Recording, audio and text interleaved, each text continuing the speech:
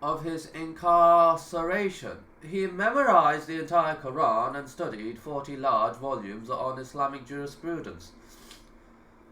His books dictated to his books to others because he was blind, lost his sight, and forthwith he began writing his renowned journals and books. Many bright people, upon being removed from their positions or jobs, contributed to the world in knowledge and thought much more than they ever previously did in their lives. Francis Bacon said that a little philosophy makes one lean towards disbelief, and to delve into philosophy brings the mind closer to religion. And these similitudes we put forward for mankind, but none will understand them except those who have knowledge of Allah and His signs.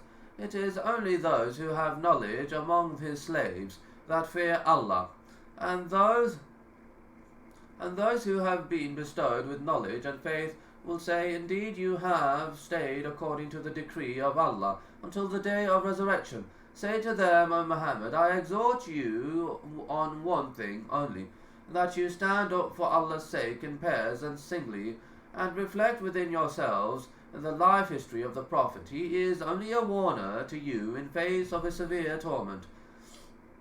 The true believer will never be afflicted by a mental sickness. Verily, those who believe in the oneness of Allah and in His Messenger Muhammad and work deeds of righteousness, the most beneficent Allah will bestow love for them in the hearts of the believers. Whoever works righteousness, whether male or female, or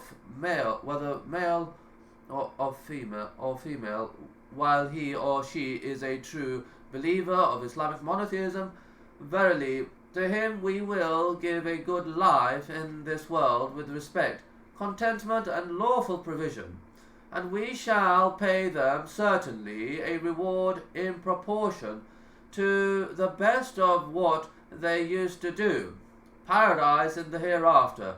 And verily Allah is the guide of those who believe to the straight path. Faith is the greatest remedy. One of the foremost experts in psychology of our time, mentioned on page 264 of his book, The Modern Man in Search of Spirit.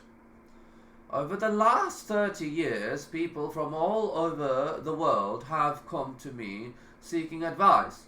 I treated hundreds of patients, and most of them were middle-aged or more than 35 years old.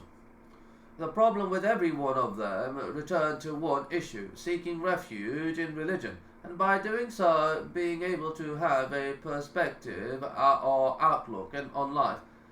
I can reasonably say that every one of them became sick because they missed out on that which religion has to offer to the believer. And the one who does not develop a true faith cannot be healed. But whosoever turns away from my reminder neither believes in this Quran nor acts on its orders. Verily, for him is a life of hardship. We shall cast terror into the hearts of those who disbelieve, because they joined others in worship with Allah. Darkness one above another. If a man stretches out his hand, he can hardly see it, and he, for one, Allah has not appointed light for him, there is no light. Do not lose hope. Allah answers the prayer of the disbeliever who is in distress, so how much more can the Muslim expect who doesn't associate partners with him? Perhaps second in popularity in India only to the Buddha, was on the verge of slipping were it not for his dependence on the strength of prayer. And how do I know this? Because he himself said, "If I didn't pray, I would have gone mad a long time ago." This was the effect of prayer, and Gandhi was not even a Muslim. Unquestionably,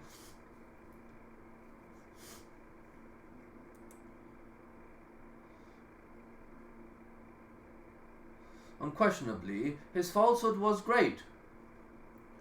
But what kept him going was that he was on a path, and